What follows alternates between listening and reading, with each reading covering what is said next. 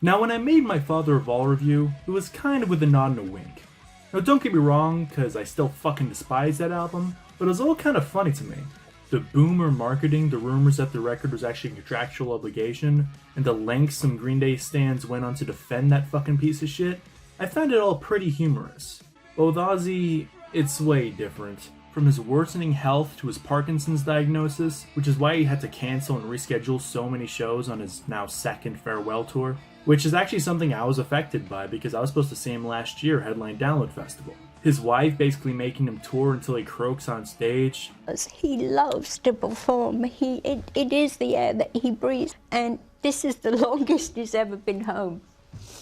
And it's time for him to get back on the road because he's driving me mad. So he really needs to get back out there. He really does. I just can't wait to get well and have to go on the road again. Now, I don't buy for a single second that Ozzy actually wants to get out of the house and tour, especially right now in the state he's in. Hell, Ozzy was supposed to originally retire in the early 90s, for God's sake.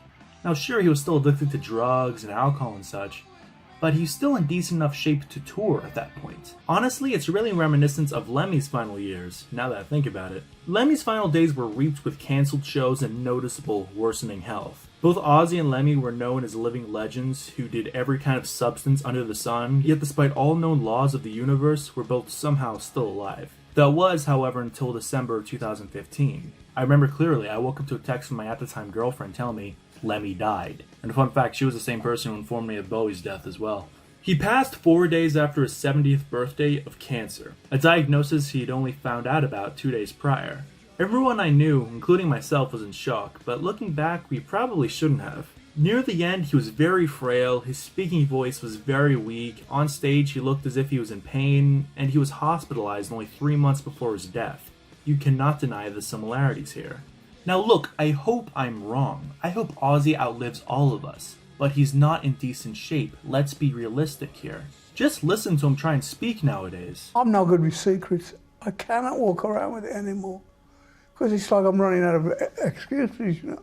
Now sure, Ozzy has been unintelligible when speaking since the 90s at least, but right now he's worse than ever.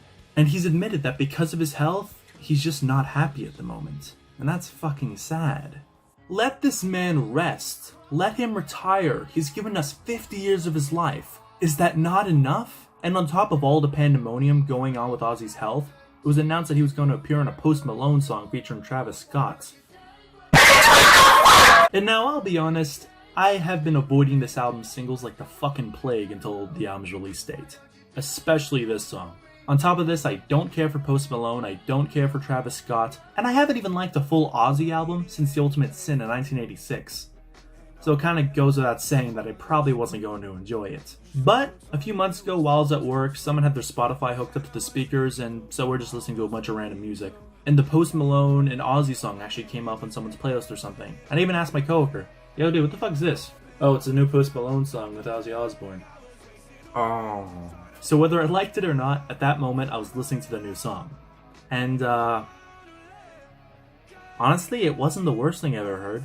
The hook is not bad, Post Malone for the most part is tolerable, the instrumentation itself is unobjectable, but Ozzy sounds like he's strung out on something, and so does Travis Scott, but to be fair, I wouldn't be surprised if he actually was. You can tell Ozzy was just shoved into a recording studio to do a song with some guy he has never met or even heard of. He has all these face tattoos, and he looks like the dealer for the artist that Ozzy's supposed to collaborate with, not the artist himself. Also, he probably smells really bad. I mean, do you really think the guy who said this Who the fuck's Justin Bieber? has even the slightest idea of who Post Malone is? But yeah, the song is really not that dreadful, and not as bad as it probably should be on paper, but at the same time I wasn't exactly clamoring for more, which is why I was happy it was just a one-time thing, and it's not like Ozzy was going to take Post Malone's producer. Oh. Now when it was announced that Andrew Watts was going to produce a new album, I had one immediate thought.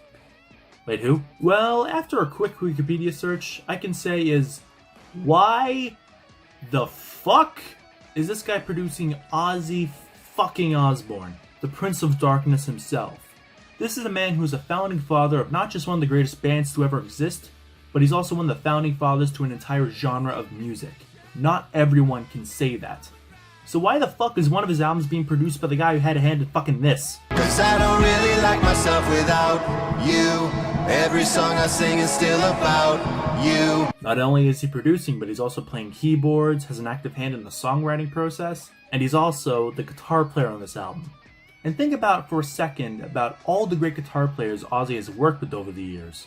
Tony Iommi, the riff master general himself, Randy Rhoads, the legend, Jakey Lee, probably my all-time favorite Ozzy guitar player. Don't at me, Randy Rhoads fans. And Zakk Wylde, who looks like he has sex with farm animals. I mean, they're all great guitar players. But then we have Andrew fucking Watt. Look, he's by no means a bad guitar player. In fact, he actually plays pretty damn well on this album. Now it gets to, and I quote, be Randy Rhoads. Bitch, you ain't fucking Randy Rhoads. You're not even Carlos Cavazo.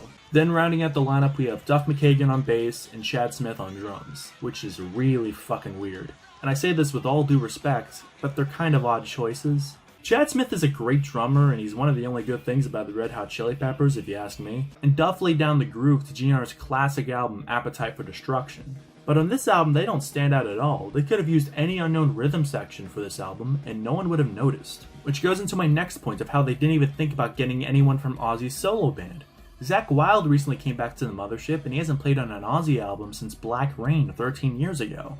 So that's a huge missed opportunity. Especially since this album already has a bunch of special guests, the fact that Zakk Wylde doesn't even have a single feature to even play a guitar solo is really fucking lame if you ask me.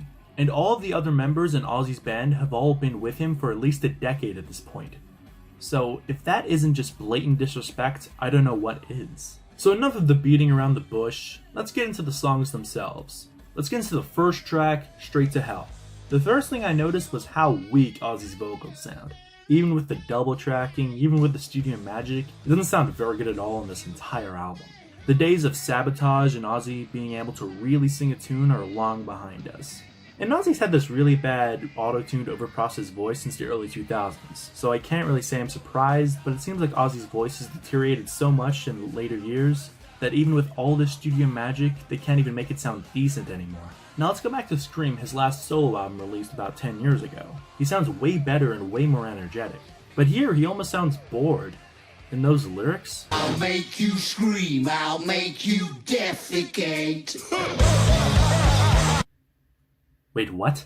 I'll make you defecate. Yeah, if Ozzy actually had a hand in writing all of these tracks, then that line is definitely from him, no question. But it's not the worst thing I've ever heard. The riff is pretty decent, if not forgettable, thanks to an appearance by Slash. And the song itself is just another generic Ozzy rocker that we've heard from him time and time again. All My Life is kind of catchy and a similar Ozzy power ballad affair, but the vocals definitely kneecap this track. I can tell Ozzy is really trying to give it his all, but either he isn't able to deliver an emotional performance like he used to on songs like Changes, Goodbye to Romance, or Mama I'm Coming Home, or maybe it's the copious amounts of effects put on Ozzy's vocals, but I can't help but think that a song like this would have been far better if he did it in the early 90s or fuck even the 2000s, back when Ozzy's voice was still pretty decent. Because you can tell that this subject matter really means a lot to Ozzy, but it just doesn't land. Goodbye's another spooky, plotting, doomy Ozzy song that you've heard a zillion times, whether it be with Black Sabbath or Ozzy's solo work. At this point, it feels like they're just taking off things from a checklist of songs they gotta do, like, oh, we gotta have the rocker, we gotta have the power ballad, oh, don't forget the spooky song, we can't forget that. The title track, Ordinary Man, which seems just like a really bad rehash of Changes, which makes no sense because we already have a really bad rehash of Changes. Elton John appears on the song and it barely helps. Elton, unlike Ozzy, can actually still fucking sing, so still hearing Elton sing without any auto-tune or processing, alongside Ozzy, who is basically a Pro Tools plugin at this point, is really fucking odd. Slash makes an appearance on the guitar solo, it's okay I guess.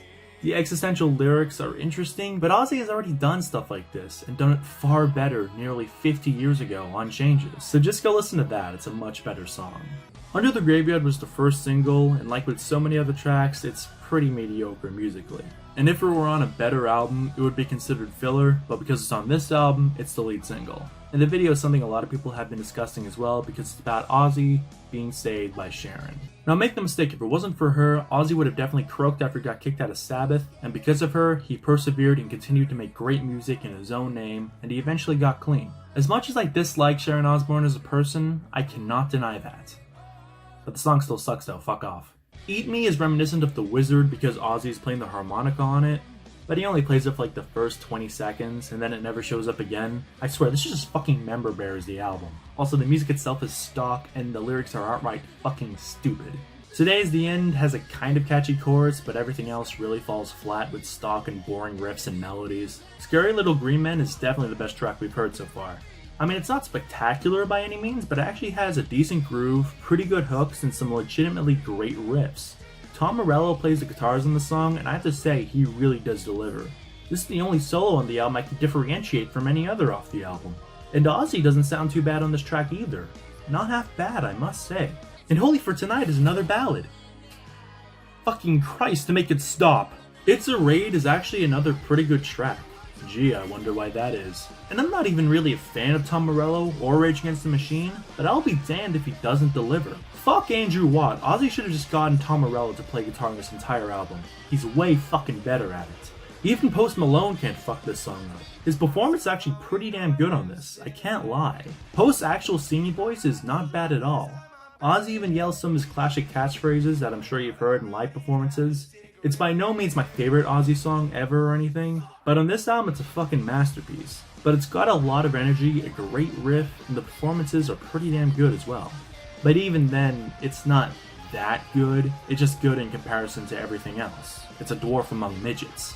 Overall, Ordinary Man is a really odd listen. There's not much reason for it to exist at all, and the fact that this will probably be Ozzy's last album is kind of depressing because it has very little of what makes Ozzy great. The numerous features takes away from Ozzy himself.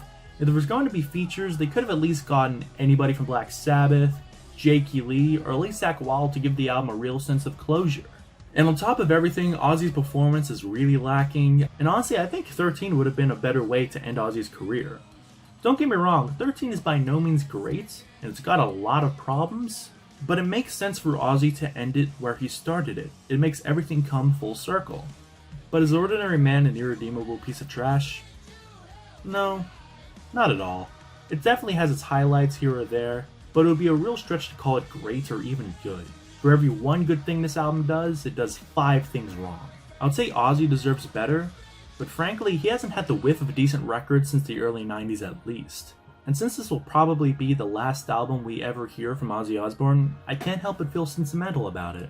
So with all that put aside, Ozzy, I'd like to bid you adieu, and I hope you enjoy your last remaining years on this earth. You've touched the lives of so many people around the world, your music means so much to so many people, and it won't be the same without you. Peace out, party people.